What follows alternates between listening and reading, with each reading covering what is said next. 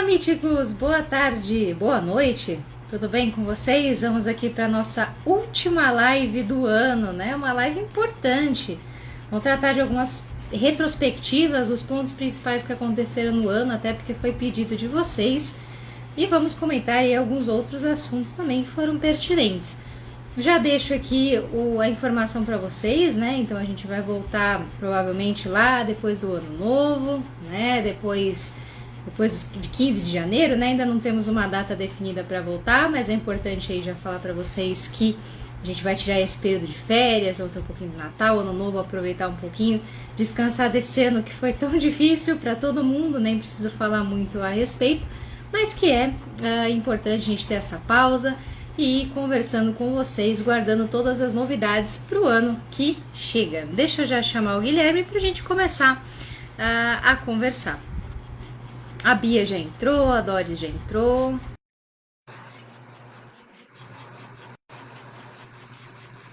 E vamos lá, né? Vamos de retrospectiva hoje e os principais assuntos da semana, né? Isso vai ser importante. Tudo bem, Guilherme? Tudo bom, Nathalie? Tudo bem. Tudo certo. Vamos lá, então. Vamos falar um pouquinho de retrospectiva, né? Para vocês terem ideia, né? Alguns dados para vocês. Dia 15 de dezembro desse mês, a gente completa 9 anos, 9 meses, quem dera ser 9 anos. 9 meses que eu estou aqui no ar, todos os sábados, conversando com vocês, apontando as principais características aqui econômicas, tudo que está acontecendo no mundo aqui com o Guilherme também. Depois o Guilherme chegou ali para meados de abril, né? Finalzinho de março, comecinho de abril. Mas já foram 9 meses conversando com vocês. Dá aproximadamente 36 horas de transmissão. Parece que é um número pequeno, mas não é, principalmente se tratando de lives aqui do YouTube. E aí, com todo muito carinho, conversando com vocês. Esses são os dados que a gente tem aqui para o nosso canal, né? Para a nossa divulgação aqui, para vocês saberem quanto tempo que a gente já está junto, né? Mas vamos lá. Falando de retrospectiva, vamos voltar desde o começo do ano, né? Afinal de contas, é para isso que serve, né? A gente teve um primeiro momento, o que a gente chama, né, de um início ali da pandemia. Afinal de contas, a retrospectiva tem que falar a palavra do ano, né? Que é Covid, né? Na verdade, pelo dicionário inglês, a palavra do ano não foi Covid, mas foi lockdown, e a gente vai falar do lockdown. Né? E o primeiro movimento foi justamente o seguinte: quem da sua família pode morrer, né, para a economia não parar? Então era a velha discussão, vamos parar a economia, mas quem que vai para a guerra? Né? E a gente falou e muito disso, né? Não, a saúde em primeiro lugar, a economia vem como consequência. E por incrível que pareça, a primeira discussão do ano continua sendo a discussão que a gente vai ter até hoje, né? Quem para e quem vai para a guerra, né? Então foi o primeiro tópico do ano. A primeira novidade que estava acontecendo com o Covid e com tudo mais foi o primeiro tópico importantíssimo que a gente tem que trazer até hoje. Importante, né? Quando a gente estava no meio dessa discussão, os impactos econômicos já estavam ocorrendo, né? O estrago econômico já tinha acontecido, a gente sabia que ia ser um ano muito difícil em termos econômicos, políticos, financeiros e tudo mais, e principalmente no ramo da saúde. Claro que logo em seguida disso começou uma grande descrença do vírus, principalmente ali perto de meados do dia 22/3, onde a gente teve por parte do nosso presidente as primeiras manifestações falando que o coronavírus era basicamente uma gripinha, né? E começou a se discutir nessa data, porque que eu marquei essa data, o auxílio emergencial, que ajudou muita gente, né? Então esses também foram dois tópicos que a gente discutiu em lives recorrentes e começou logo no começo do ano, né? Foi bem complicado. Em seguida, o que a gente teve? Tentativa de um isolamento horizontal em todos os países do mundo. De fato, não funcionou. E a gente está tentando retomar essa ideia, principalmente no Natal e no Ano Novo. E seguido de diversos lockdowns ao longo de todo o mundo. Aí a gente sabe que aqui no Brasil foi um pouquinho complicado. É uma situação que a gente ainda vai ter que administrar. Ainda vai ter que se discutir se vamos ou não fazer um lockdown aqui em São Paulo, principalmente. E a gente não sabe quanto tempo vai durar. Né? O fato é, a gente não sabe quanto tempo essa quarentena durou e quanto tempo vai durar. Né? Então ainda é muito em aberto. No campo político, que a gente teve de super novidades no meio de tudo isso? A queda dos superministros, a temida e tão falada reunião ministerial, demissão de Mandetta, Taishi e o fim do Ministério da Saúde no meio de todo esse caos no meio de toda a pandemia. A gente teve o surgimento de um novo super-herói, o Capitão Cloroquina, né? E, de novo, as discussões, diversas falas terríveis que a gente já citou, vocês sabem até de cor aqui, do próprio presidente da República falando e minimizando a questão do Covid, né? A gente teve também um sumido que reapareceu, a gente teve o caso Queiroz e seus desdobramentos, as investigações que vão ser muito pertinentes aí com relação à família e o próprio presidente da República, que é uma das apostas de vocês, que vocês me mandaram no DM, pro ano que vem. Inclusive, no meio de tudo isso, não só o fim do Ministério da Saúde, a gente teve o fim, né, ou pelo menos uma grande discussão, e ainda continua, do próprio Ministério da Educação, né? Então a gente teve, inclusive, aí um ministro que não foi ministro, que não tinha nem doutorado no currículo, mas tinha colocado que tinha o doutorado. A gente teve também essas peripécias, logo a gente teve um ano marcado também pelas imensas fake news, né? O campo ambiental, nem preciso falar, a gente continua com uma despolítica, se assim eu posso chamar, ambiental. Nosso ministro Ricardo Salles não foi um dos ministros que caíram. Tivemos demissões importantíssimas no IBAMA, né?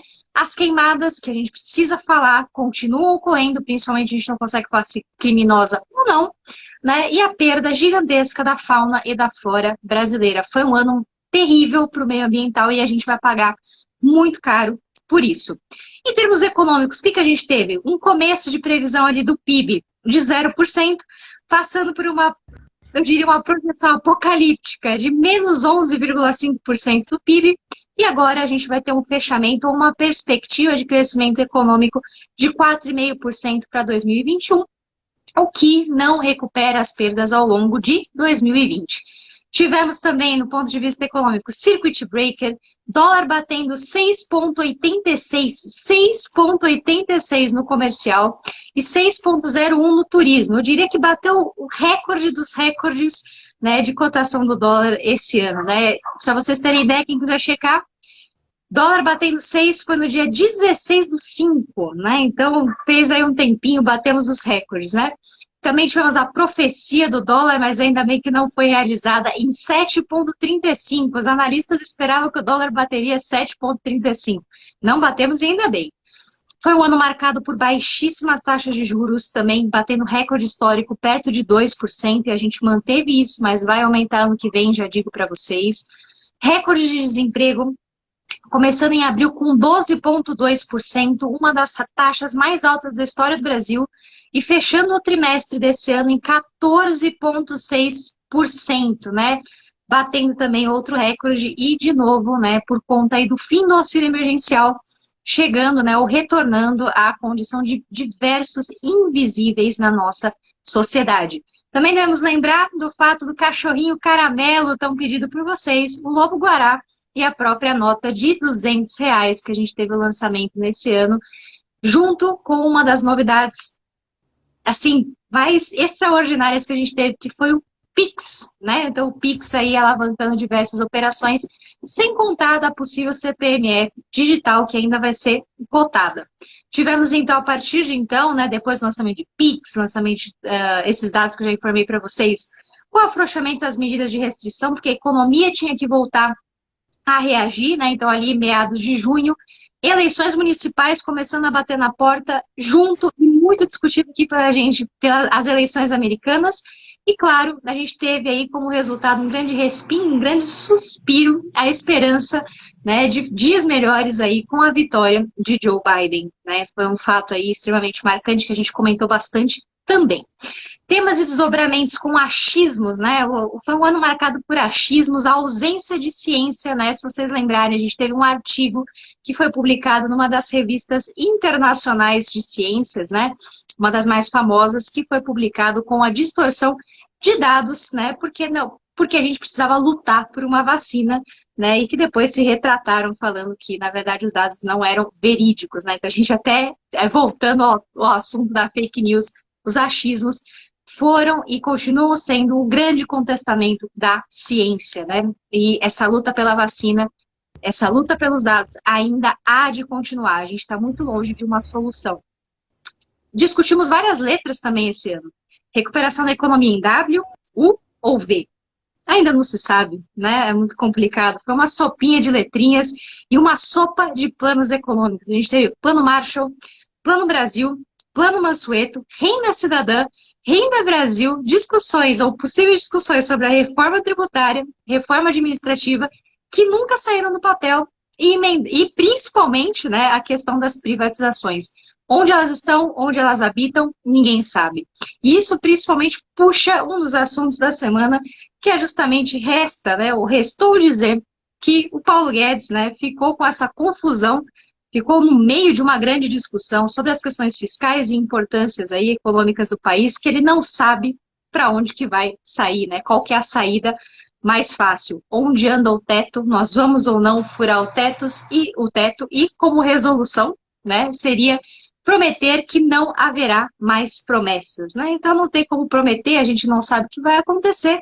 E a gente fecha então esse ano de 2020, depois desse breve resumão para vocês, questionando, né? Foi o fim da era liberal? Ela de fato existiu? O Bolsonaro foi ou não um grande liberal, né? Eu acredito que não, não foi. Muitos analistas falam isso também. Foi só um papel e a gente ainda vai ter muito que aprender, vai ter muito que discutir, principalmente no campo da saúde, no campo da vacina e tudo mais, né? Então a gente passou por muita mudança, né? Só posso aí desejar para vocês muita força para o ano que vem.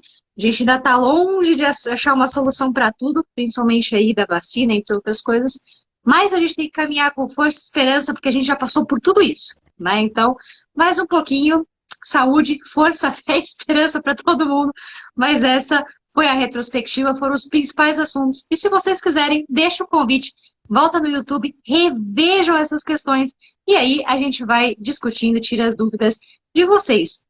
Resta então deixar aqui para o Guilherme comentar um pouquinho com vocês os principais acontecimentos da semana que não pode faltar. Então vai lá, Guilherme, diga lá.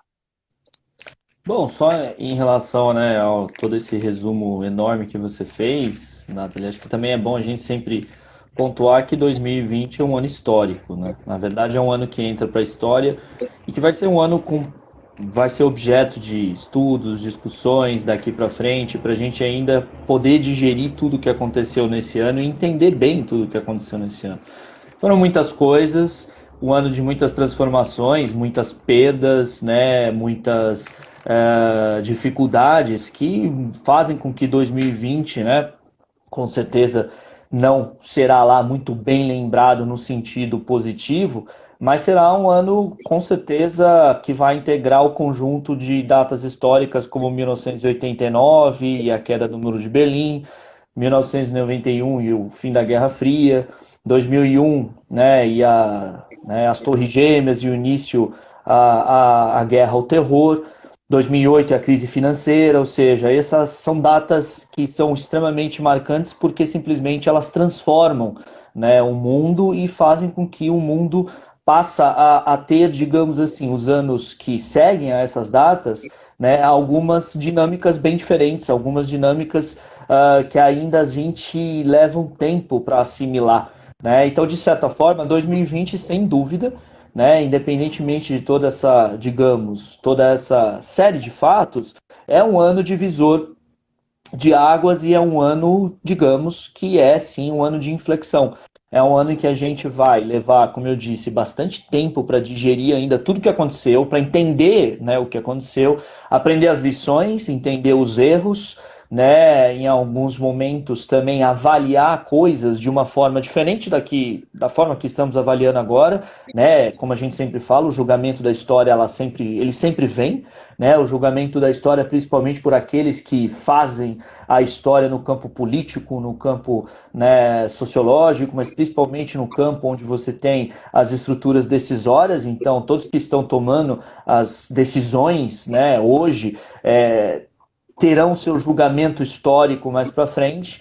Né? Então, com certeza, é um ano que a gente não vai esquecer. Né? 2020 é um ano que todas as gerações, né, que viveram, tirando as crianças, que, obviamente, né, por questões aí normais, não vão se lembrar muito, mas todo mundo que já tem as condição de lembrar vai se lembrar para o resto da vida. Né? 2020, sem dúvida, é um ano que carregará, né, todas as gerações que viveram esse ano tão difícil. Então, acho que a gente ainda vai ter muito o que discutir sobre 2020, muito o que aprender sobre 2020, e principalmente, né, entender, fica aí pelo menos esse, digamos, essa lição a ser compreendida pelo Brasil, principalmente, de que é importante a gente acompanhar, né, a política, é importante a gente acompanhar, né, os fatos políticos, acontecimentos políticos, que muitas vezes são, digamos, avalanches nas nossas vidas, porque é muita coisa que vai acontecendo diariamente, cada um tem a sua vida, cada um tem suas preocupações imediatas, e muitas vezes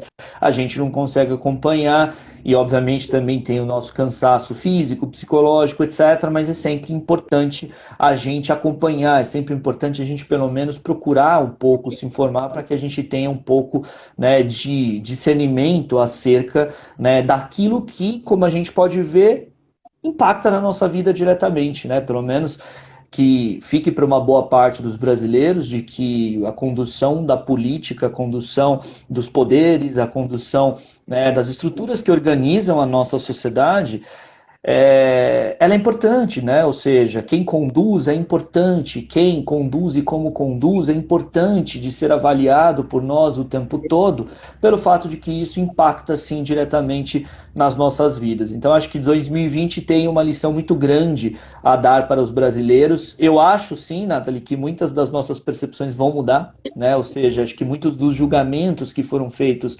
esse ano serão revistos por muitas pessoas, né? Opiniões mudarão, as pessoas vão acabar, inclusive, né, até muito assim dizendo, né, estava errado, estava certo. Ou seja, a gente vai ter ainda um longo período de, né, avaliação, que talvez já comece em 2021, né? Talvez 2021, nessa transição do primeiro semestre, já nos ofereça um pouco dessas, né, perspectivas.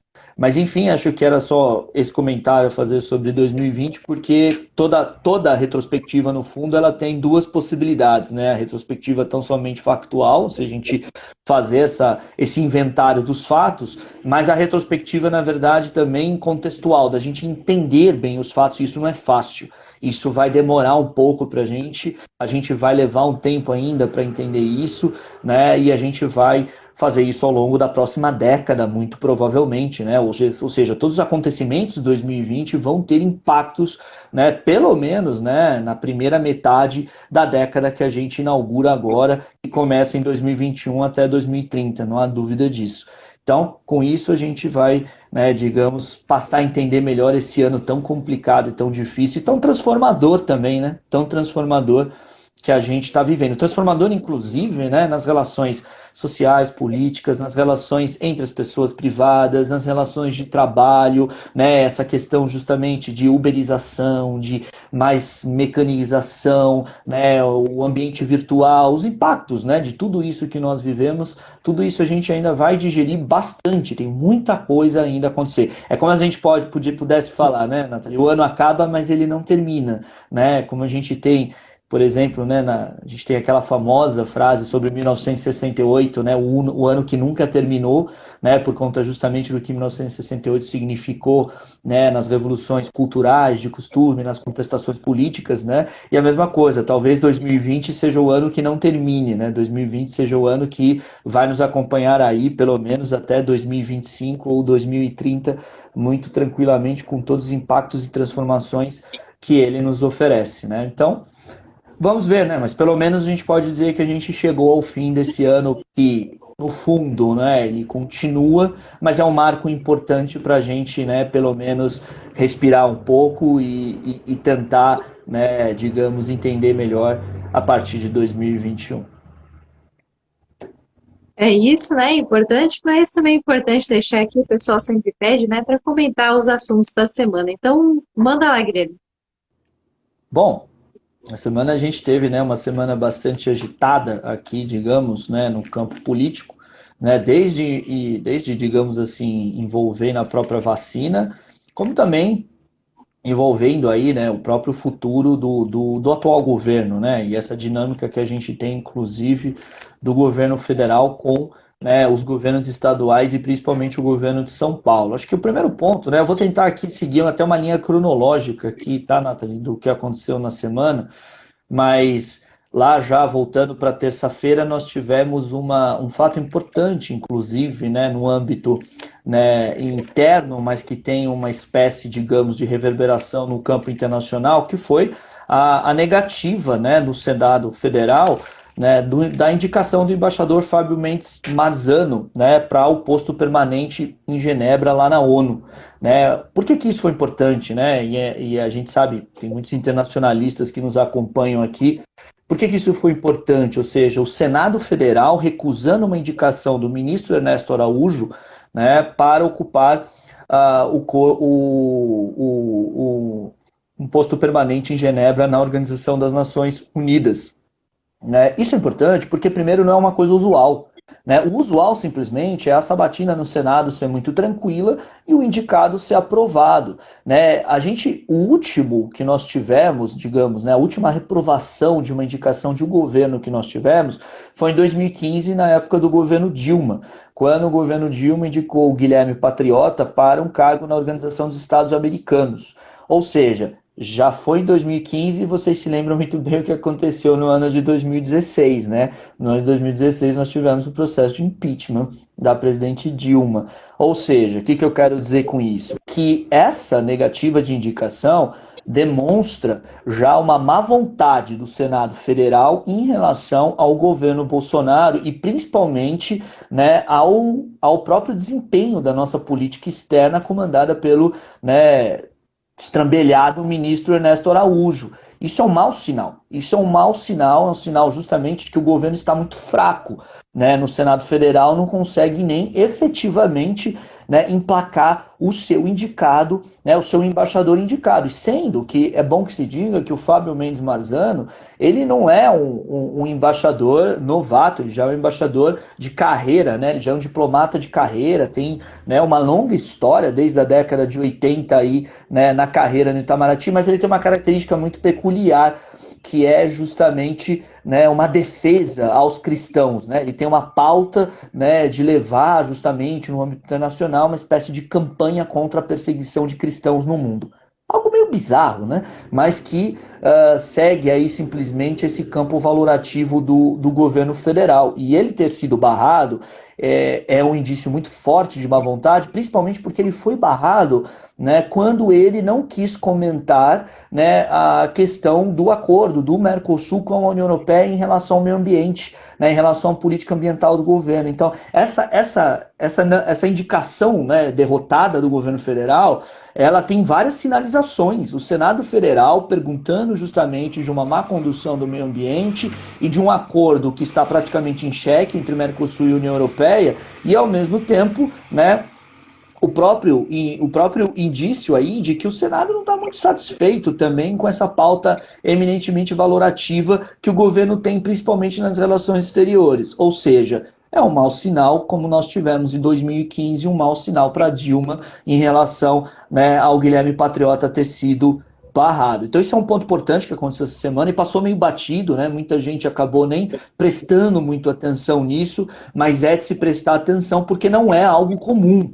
O comum é simplesmente o governo indicar e o Senado, pro forma ali, praticamente aprovar. Então, é uma coisa para ficar de olho, porque não foi simplesmente, né, algo assim a ser desconsiderado como algo irrelevante. Claro que como a semana foi muito ocupada pela questão da vacina, né, e do Covid, algumas coisas assim do mundo político, né, acabaram ficando meio batidas e passaram assim por cima. E outro ponto, Nathalie, que eu queria colocar aqui, né? Não sei também se você quer fazer algum comentário sobre isso, por favor me interrompa, mas um outro ponto que eu queria colocar aqui é justamente, né, o discurso que nós tivemos do Bolsonaro em dois locais nessa semana, um no CEAGESP, em São Paulo, e outro na formatura de um corpo de militares. Os dois discursos foram discursos muito ruins do Bolsonaro.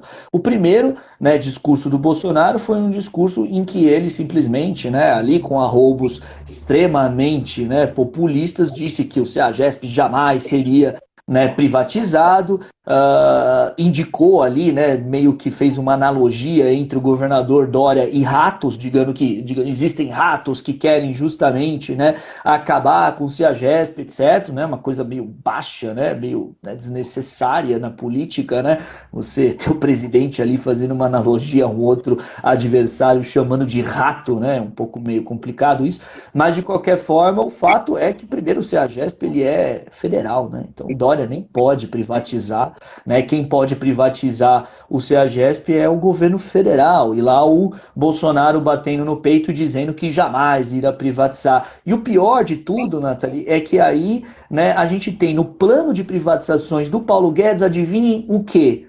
O CEAGESP.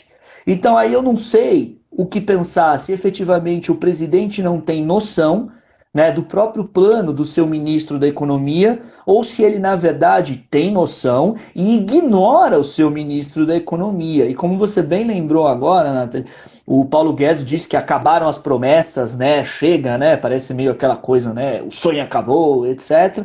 Né? A gente não sabe se ele está dizendo isso num tom de, olha, chega, eu vou pedir a conta, já era, não vou fazer mais nada, ou se é no sentido de, ó, não adianta eu falar, porque eu falo, o presidente faz outra coisa, algo que a gente provavelmente saberá, né, nos próximos dias, nas próximas semanas. Ou seja, essa frase do Paulo Guedes ela ficou até meio enigmática, né? Acabaram as promessas, etc. Porque a gente não sabe se ele está sinalizando para um adeus definitivo ao governo ou se ele realmente falou, olha, não tem plano econômico aqui para o país mesmo, porque a gente apresenta uma coisa, o presidente fala outra, né? A gente vai descobrir efetivamente o que ele está falando. Então, foi um outro ponto importante nessa semana, porque o Bolsonaro realmente aí demonstrou mais uma vez, né, que é uma desorganização total esse governo.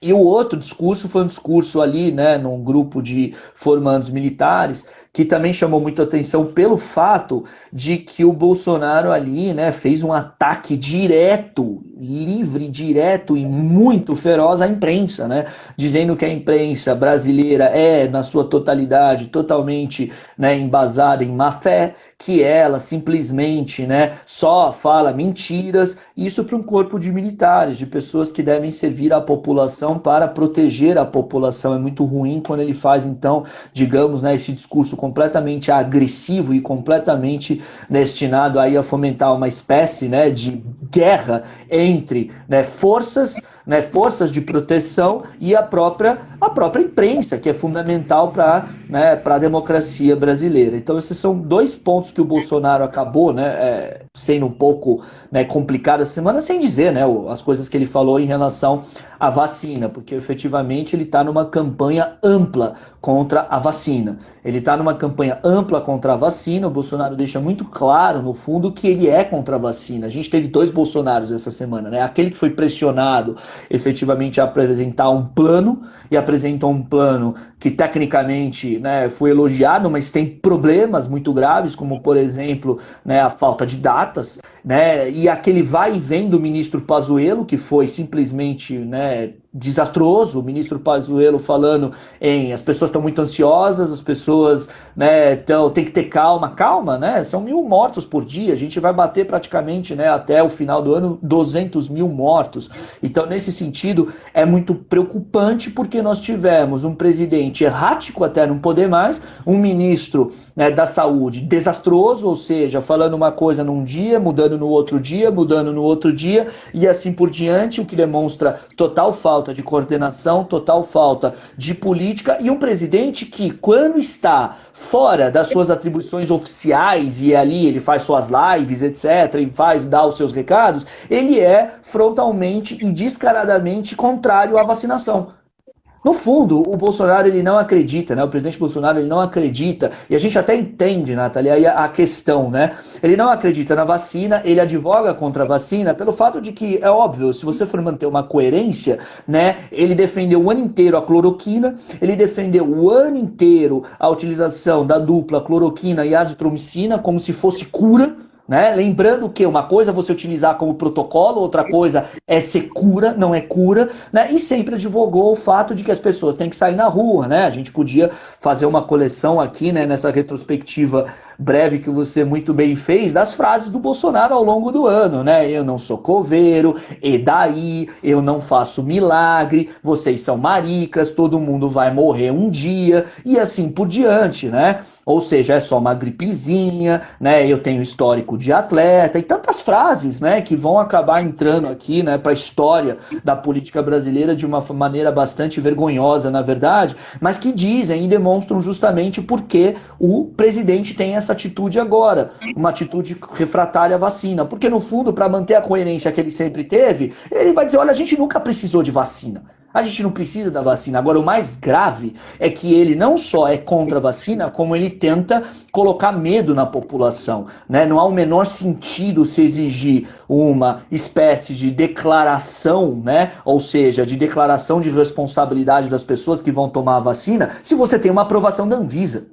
Né? Se você tem uma aprovação da Anvisa, não tem o menor sentido você ter, né, uma declaração ali dada pelas pessoas na hora de tomar vacina. Então ele ainda faz o pior, não só ele é contrário à vacina, como ele tenta o máximo possível colocar medo na população. E a gente sabe muito bem que não é só ele que coloca medo na população com as falas desastrosas dele, mas é todo o exército de fake news dele, que funciona juntamente, né, na internet, nas redes sociais, produzindo uma série de factoides, uma série de mentiras e notícias fraudulentas acerca da vacina, né? A gente teve, né, ele falando agora recentemente a frase, né, vocês vão tomar a vacina e virar jacaré. É um negócio patético. É patético, só que infelizmente a gente viu um crescimento, né, na população daqueles que estão com medo de tomar a vacina, porque você vai desinformando, vai jogando uma série de dúvidas, as pessoas acabam ficando com medo e isso é muito ruim para um país com tantas pessoas, né, tentar ao máximo possível aí conseguir,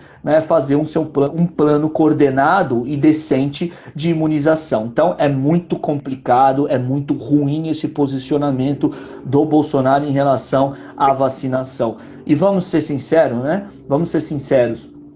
Nenhum país vai ser irresponsável o suficiente, a não ser o Brasil, irresponsável o suficiente, né, de ter a aprovação da utilização de uma vacina, né, e colocar na sua população, sabendo que isso poderia trazer, né, graves consequências para a sua população. Ou seja, esses protocolos estão sendo seguidos. É um ano de intensa produção, intensa pesquisa, principalmente do setor farmacêutico, do setor de saúde, para produzir uma vacina em tempo recorde na história, que obviamente vai levar um tempo para que, né, haja imunização completa de todos os países. O triste é saber que nós vamos ficar para trás. Aliás, a gente sabe, né, que os países mais ricos já estão, obviamente, comprando, né, a maioria, né, dos lotes das vacinas, ou seja, no fundo, e aí refletindo a situação de desigualdade que existe no planeta, os mais ricos vão ser vacinados e imunizados primeiro e os mais pobres vão ficar para trás. Tirando o Brasil, que vai ficar para trás porque quer. Né? Esse é o pior. Tirando o Brasil, porque o Brasil não vai nem ficar para trás porque não tem condições, porque tem condições. O Brasil vai ficar para trás porque quer, porque infelizmente o seu governo federal e o presidente da República têm uma atitude única hoje no mundo, uma vez que Trump está com os dias contados para ser enterrado na história, né, para ser justamente julgado mais rapidamente na história do que o seu co-irmão Jair Bolsonaro, mas a gente tem aqui no fundo o Brasil sendo agora o grande capitão da insensatez, né, o grande, digamos, líder, né, da loucura de simplesmente optar por não se imunizar, enquanto todos os outros países ricos já estão fazendo isso. E, infelizmente, os países mais pobres ficam para trás, principalmente por falta de recursos. Mas não é nosso caso. Nós temos recursos, nós poderíamos fazer isso. Mas, infelizmente, por uma escolha desastrosa de alguém que simplesmente pensa tão somente no seu poder, na sua reeleição, né, e no seu projeto pessoal, né, nem partidário, né, não é nem um projeto partidário de poder como nós tivemos na época do Partido dos Trabalhadores. É um projeto pessoal de uma família, que é a família Bolsonaro, né? Então, infelizmente, isso é uma coisa muito triste que a gente está vendo e que imperou nessa semana. Não sei se você quer fazer algum comentário, Nathalie, antes da gente ir para os próximos pontos.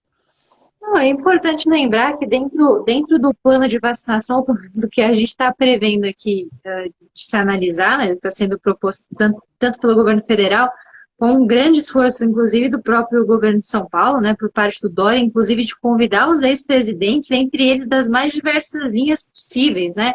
Você tem desde um Sarney, um FHC, o Lula, a Dilma, o Temer, né, que se predispuseram a tomar a vacina, embora que eu deixe o questionamento, não sei qual vacina, porque a gente ainda tem um problema com relação ao Coronavac, e deixo o comentário para vocês, assistam o programa do Roda Viva dessa segunda-feira, que foi, assim, elucidador para a grande maioria dos brasileiros, né? Então a gente tem um plano de distribuição, de confecção dessas vacinas, de aquisição de materiais, seringas, luvas, etc., né? E a fala, né, da doutora Margarete, inclusive, que é presidente da Fiocruz, foi extremamente interessante, né? Ainda não tinha as datas do plano de vacinação, mas foi justamente no sentido de que a gente não tem a quantidade de vacina e nem tem capacidade para produzir isso. E desculpa eu falar para vocês, mas é importante, né? Não tirando a esperança de vocês, mas é importante até o final, o começo de 2022. Não estou falando 2021, é 2022. Tá? Foi a doutora Margarete, esqueci o sobrenome dela agora, presidente da Fiocruz, um dos maiores centros de produção de vacina, tá? Junto com o Butantan, com o Dimas Covas. Né? Então não adianta a gente só apostar na Coronavac. Né? A Coronavac é importante, né? Tem que verificar ainda a eficácia, que é importante falar isso para vocês, não foi ainda verificado. Existem testes avançados, mas já atrasou o calendário, então a gente tem que ficar atento a isso. E, né, tendo essa perspectiva dos outros presidentes, né, pelo menos incentivarem a população a tomar, é importante, já que o nosso atual presidente da República já informou em cadeia nacional que não vai tomar vacina. Né? Então a gente perdeu uma representatividade muito grande. Né? E essas perspectivas, só para vocês terem ideia, dentro do plano de divulgação de vacinas, das datas, o que foi proposto foi o seguinte: vocês sabem, a gente tem a parte emergencial, que vai ser divulgada agora, principalmente para os médicos e quem está na linha de frente, né, o pessoal da saúde, são os primeiros a serem vacinados, em caráter emergencial, o que significa que ele não tem uma aprovação para que todos nós tomemos, né? Precisam de mais provas e evidências, então é lógico. Pode acontecer reação adversa? Pode, é normal, mas é melhor você ter uma reação adversa leve, que a gente consiga resolver, do que ir para a UTI com o vírus, né? Você tem uma angústia respiratória que a gente não consegue resolver, né? Sem contar que a gente está tendo caso de reinfecção. Reinfecção é importante falar, por quê? Porque o vírus está sofrendo mutação. E não é mutação só aqui no Brasil, é mutação lá fora. E isso, por que é importante falar? Talvez, isso que os especialistas vão dizer para vocês, a vacina não funcione para o novo vírus, o novo coronavírus. Não é assustar. É bom que a gente tenha um modelo, que a gente tenha uma vacina que a gente possa aprimorar com a diversidade das cepas. Isso é importante, né? A cepa, ela muda, né? O vírus não muda a estrutura, talvez, mas mude a sua composição, que eles chamam dentro do RNA, que só existem duas vacinas que trabalham com RNA. Pfizer e a Moderna, que estão aonde? Estados Unidos. A gente ainda não fechou o contrato com a Pfizer. Fora que tem o problema, né, o pessoal chama das redes de frios, eu não gosto de chamar dessa maneira, né, mas você tem a refrigeração, como que você armazena, né, essas vacinas. É menos 70 graus para a Pfizer e a Moderna um pouquinho mais fácil a logística. Então a gente precisa ter um tipo de armazenagem que talvez a gente tenha que comprar, que correr atrás. Então são muitas questões que foram colocadas depois e que passada essa fase emergencial a gente já teria que ter. Passada a fase emergencial, todo o pessoal envolvido nessa primeira linha de frente, né, o pessoal de saúde, sendo vacinado, a gente seguiria para o grupo prioritário. Então, são idosos, professores, que estão ali também numa luta diária, vamos colocar assim, um contato maior. E só depois que a gente vacina a população como um todo. Tá? E aí, depois na discussão, se entra adolescente, se entra criança, se não entra, mas isso demora muito tempo. E pelas previsões desses especialistas, né, presidentes aí renomados, a Margarete Queiroz, se não me engano, Margarete Queiroz e o Dimas Covas que estavam comentando, né? Você vai demorar. Isso é só depois em 2021, 2022. Tá? Então, isso inclui, para vocês terem ideia, se vocês querem a data correta que está no documento, a partir do momento, né? A partir do final da vacinação emergencial, isso vai demorar 1 ano e 4 meses para começar a vacinar toda a população. Então não adianta falar que é amanhã que eu vou sair sem máscara, sem nada na rua. Não, não adianta. Não adianta. Estou até comentando, né? A nova cepa em Londres. De fato, você vai ter uma nova cepa em Londres, Estados Unidos. Brasil, a gente já tem talvez uma terceira ou quarta mutação de tanto que a gente está na rua. E não é à toa que tem diversos organismos, inclusive internacionais, solicitando que o Brasil, não é São Paulo, é o Brasil, faça um lockdown. O lockdown está sendo feito em Londres, Holanda, de diversos países. Está todo mundo fechando. Por quê? Porque Natal e Ano Novo você vai ter uma grande aglomeração. Perdão, só falei errado o nome da presidente da Fiocruz, tá? É a Margarete Dalcomo, acho que é assim que fala. Tá? Então, assim, é legal, assistam, tá? Mas essas são as perspectivas da vacina que eu posso falar para vocês, assim, em termos de dados, em termos que a gente está acompanhando, e é importante colocar para vocês, tá bom? Mas diga lá, Guilherme. E é fundamental, né, a gente saber também que, né, como a gente já bateu aqui nessa tecla inúmeras vezes, né, Nathalie, que a vacina, ela é, na verdade, não só um fator hoje de saúde, mas um fator econômico, né? Para a economia voltar a crescer, para a economia ter mais segurança, né, a gente só vai ter realmente isso quando a vacina acontecer, quando a vacina justamente ela, né, ser aplicada de uma maneira mais, digamos, robusta aí na população. Isso vai demorar, né? E mais uma vez, aí eu chamo a atenção, mais uma vez, assusta demais, né, a falta de comando e coordenação do governo brasileiro. E aí, justamente, é sempre falar, gente, não é uma questão da gente aqui, né, odiar o nosso queridíssimo presidente Jair Bolsonaro. Na verdade, é um governo péssimo, né? Independentemente, né, da pauta e das loucuras que ele fala, não tem governo.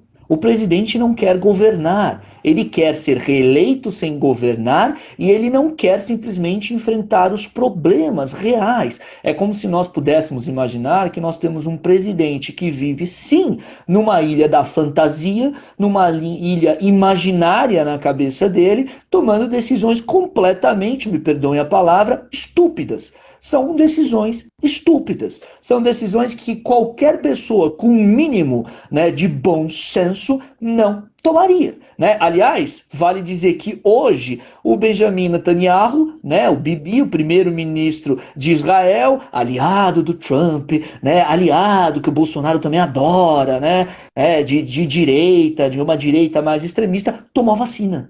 Hoje ele tomou a vacina da Pfizer, né? Hoje ele tomou publicamente a vacina. Ou seja, como eu disse para vocês, hoje no mundo os países ricos, como a Nathalie bem falou, buscam fazer uma série de acordos para comprar uma série de vacinas, porque não basta uma só. Não basta uma só, né? Os países pobres têm dificuldade. Os países pobres não vão conseguir por dificuldade e escassez de recursos. Existe um país que simplesmente vai fazer isso porque quer, ou seja, porque quer ser estúpido, que é o Brasil. Que é só para manter o delírio lunático justamente de uma família, né? E simplesmente é bom a gente aqui também apontar que essa política completamente desastrosa, que ainda vai custar muitas vidas e vai custar caro para a economia brasileira, vai custar muito caro. Essa política do Bolsonaro de negacionismo em relação à vacina vai custar vidas, empregos, vai custar uma série de coisas, né? Ainda não se entendeu aqui no Brasil que a vacina é benéfica para a economia, que você não vai restaurar o bom desenvolvimento da economia sem a vacina. Existe uma relação direta aqui entre vacina e economia, mas o presidente ainda é o presidente da cloroquina, ainda é o presidente que mostra a caixinha de cloroquina para um avestruz, para uma ema, sei lá o que era o bicho, né? Ou seja, é simplesmente uma situação que no fundo, para qualquer pessoa de bom senso, é um pesadelo, né? É um pesadelo. E nisso tudo a gente tem, para piorar a situação, né? E aí eu chamo só para esse ponto, Nathalie, a disputa que a gente vai, né, assistir até fevereiro, até o início de fevereiro, né, da presidência da Câmara dos Deputados, que agora é simplesmente fundamental para o futuro desse governo, fundamental para o futuro do país, porque vai decidir quem será o próximo presidente da Câmara dos Deputados, que não é só aquele que pauta, né, justamente os temas a serem debatidos na Câmara para depois serem enviados ao Senado, como também é o responsável, né, por um aceite da petição de impeachment. Ou seja, a gente tem agora Aliás, nesses últimos dias, né, na quinta e na sexta-feira, e hoje tivemos um Rodrigo Maia bastante ácido, bastante, né, digamos, de fazendo uma afronta bem forte ao Bolsonaro, né, inclusive chamando o Bolsonaro de mentiroso, né, dizendo que será um opositor extremamente forte das pautas valorativas do governo, porque parece que o governo só se preocupa com isso. E que demonstrou muito claramente que agora, né, é o grande nome da oposição junto com, né, o governador João Dória. Aliás, é curioso, né? Vamos aqui até fazer um parênteses, Nathalie. Hoje, os maiores opositores ao governo Bolsonaro são, sem dúvida nenhuma, o governador João Dória e o Rodrigo Maia, né? Eu às vezes fico me perguntando por onde anda o PT, por onde anda o PSOL, por onde anda, né, principalmente, né, o núcleo da esquerda brasileira, né? Que raios eles estão fazendo ultimamente, porque simplesmente nenhuma oposição mais feroz ao governo Bolsonaro tem feito, né? A oposição ao governo Bolsonaro a gente encontra muito mais no governador de São Paulo e no próprio presidente da Câmara dos Deputados, Rodrigo Maia. Mas, de qualquer forma, vale dizer aqui que a disputa está rolando e que a gente teve um sinal positivo para o Rodrigo Maia, que foi justamente, né, uma adesão. O PT estava quase que pensando em negociar, como a gente já disse aqui nas lives passadas, digamos, né, uma aderência para um apoio para o candidato do Bolsonaro, né, uma situação bizarra em troca, né, de uma espécie de destruição da ficha limpa para tornar o Lula elegível, mas, né, o PT acabou tendo uma briga interna dentro por conta disso, etc, e acabou, parece, embarcando aí, né, junto com o Maia, no bloco do Maia, para fazer o presidente da Câmara dos Deputados. O PT, o PSOL, o PSB, então parece que o Maia conseguiu o apoio da esquerda na Câmara, lembrando que o PT é o maior partido na Câmara dos Deputados, portanto o apoio do PT é um apoio importante, né? E enquanto isso, o Arthur Lira, que é o candidato do Bolsonaro, tem aí os partidos do centrão fisiológico apoiando ele é do centrão fisiológico, né?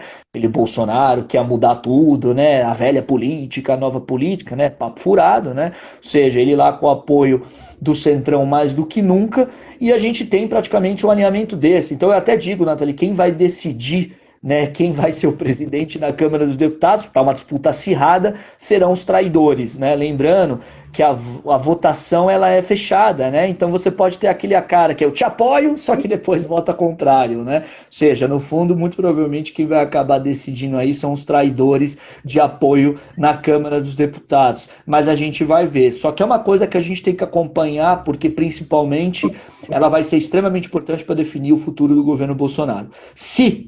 Vamos imaginar um quadro aqui. Se continuar essa situação, o Bolsonaro contrário à vacina, o Bolsonaro fazendo campanha contra, né, a vacina, a economia indo mal porque nós estamos numa ascendente de contaminação e mortes, né? Ou seja, as coisas não estão indo bem no combate à pandemia.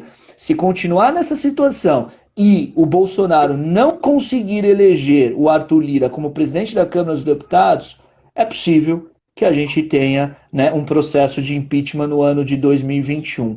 Só um detalhe, a relação entre Mourão e Bolsonaro nunca foi tão ruim quanto está hoje, né? Há quem diga, inclusive, que nem a Michele Bolsonaro conversa com a esposa do Mourão. Ou seja, a relação é tão ruim que Mourão e Bolsonaro já não conversam mais, porque muito provavelmente, se pudesse, o Mourão já teria sido demitido do governo, mas ele não pode ser demitido porque de todo o governo Bolsonaro ele é o único que foi eleito junto com o Bolsonaro, ele é indemissível, né? Mas o Mourão já é...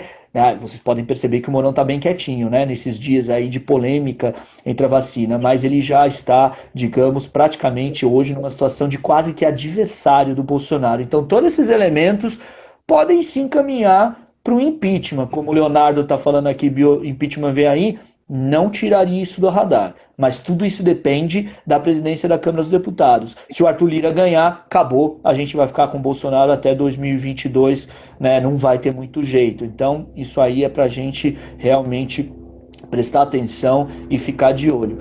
E só para fechar, né, nessa semana que foi bem tumultuada, a gente teve a decisão do STF, Nathalie, que foi uma decisão extremamente importante, né, uma decisão que imperou, digamos, né, nela imperou o bom senso, uma decisão deixando aí já mais uma, digamos, uma bomba para o presidente Bolsonaro, porque é a possibilidade de, né, ser determinada a vacinação obrigatória pelos entes federais, os municípios, né, os governos de estado e a própria União, que não fará, como a gente sabe. Né? Ou seja, o que, que a decisão do STF, para quem não acompanhou muito, né, acabou dizendo? Né? A decisão foi no sentido de que se municípios, se prefeitos quiserem, podem sim aplicar sanções para as pessoas que não quiserem se vacinar. Se governadores quiserem, também podem aplicar sanções. E, gente, vamos parar com essa bobeira do Bolsonaro, né, e de fake news. Ninguém vai ser preso.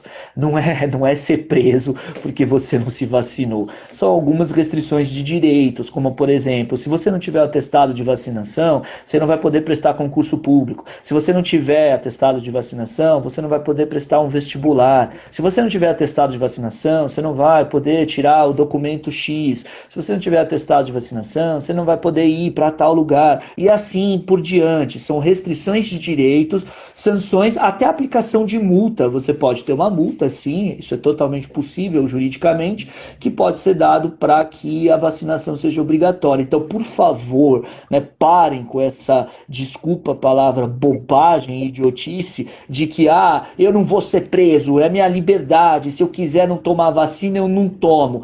Óbvio que não vai ser preso, ninguém está falando de direito penal aqui, estamos falando simplesmente de sanções administrativas, mas sempre lembrando, né, que a questão de você escolher não tomar a vacina não só coloca você em risco, mas coloca outras pessoas em risco, e juridicamente isso se justifica pelo simples fato de que não existe só você no planeta, né? Ou seja, essa ideia de, mas a minha liberdade individual, eu vivo num país livre, eu quero...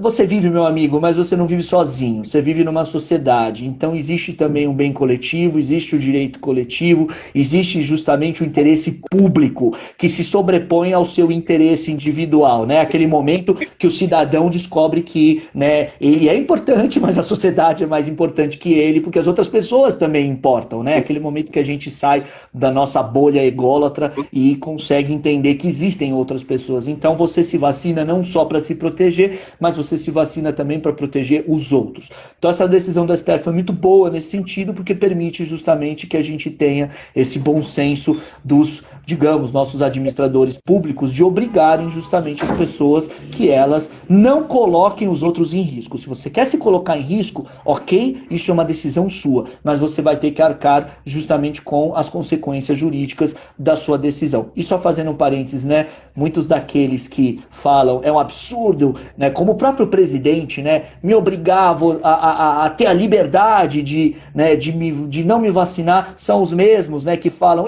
não, o aborto não pode ser feito, né, a liberdade da mulher que se dane, né, mas eu quero usar maconha, eu quero usar droga, que se dane a liberdade das pessoas, né, em utilizar outras coisas, ou seja, é a liberdade à la carte, né, a liberdade só para certos temas, né, são as hipocrisias e contradições, né, de principalmente aqueles que no fundo fazem mais proselitismo e populismo do que efetivamente, né, utilizam a razão para justificar os seus argumentos, né? A liberdade à la carte não funciona. A liberdade, ela precisa ser avaliada justamente no que o ser humano se insere, que é numa sociedade, né? Aquele velho clichê, a sua liberdade não pode ser a maior que a liberdade dos outros e dos seus semelhantes. Bom, acho que é isso, né? O Guilherme que deu conta aqui de bastante coisa também. A gente reviu aí os principais tópicos que aconteceram no Brasil, no mundo, né? O que aconteceu em 2020, né? O Guilherme completou. E o que eu tenho a desejar de novo para vocês, então, é um bom descanso, né? Renovem as energias, continuem com muita saúde, se cuidem, que em 2021 tem mais. Vamos colocar assim, né? 2021 tem mais, ainda não, a gente ainda não acabou toda a guerra, né? Vamos lá com força, renovem suas energias. E em janeiro, né, a gente informa a data para vocês e a gente volta. Então, obrigada por todos vocês, pelo carinho, por acompanhar todas essas lives, todo esse tempo com a gente.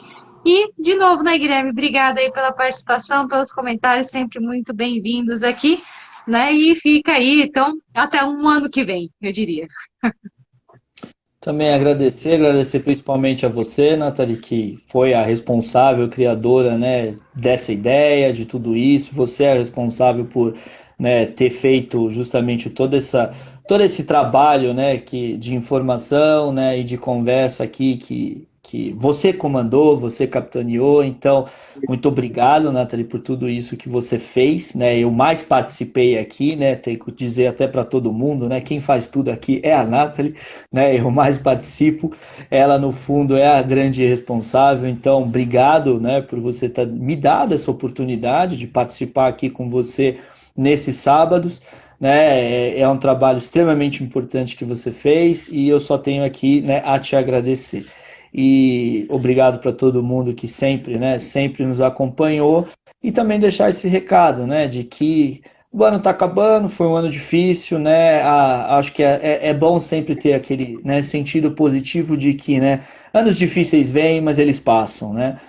As coisas passam, né? E a gente continua, o país continua, que é o mote, né, dessa live, né? O país é nosso, ou seja, o país continua, as coisas continuam e a humanidade ela erra muito, mas ela é resiliente, ainda bem, ela é teimosa e às vezes a gente, né, precisa de alguns tapas na cara, alguns socos no estômago para a gente simplesmente se reerguer e aprender com os nossos erros. Então, né, se Deus quiser e todas as divindades possíveis quiserem, em quem a gente acredita, em quem vocês acreditam, né, 2021 será um ano melhor, a gente vai aprender com nossos erros e a gente vai sair dessa, né? Vamos renovar um pouco as esperanças, vamos descansar, vamos, né, passar um tempo aí com as pessoas que a gente ama e a gente, né, tá forte para começar de novo, né, se indignar de novo, ficar bravo de novo, se informar de novo, exigir de novo, porque simplesmente, né, tudo que é difícil passa, né, e vai passar. A gente vai sair dessa, vamos conseguir, e quem sabe, né, em 2021 a gente tenha boas notícias, né, bons acontecimentos, e quem sabe a gente se livre de certas pessoas, né? Enfim. Calma, calma que o Brasil é nosso, tá? Essa é a chamada. Calma que o Brasil é nosso. Então é É isso. isso aí. Até ano que vem. E muito obrigada de novo a todos vocês. Tchau, tchau. Até ano que vem, gente. Tchau.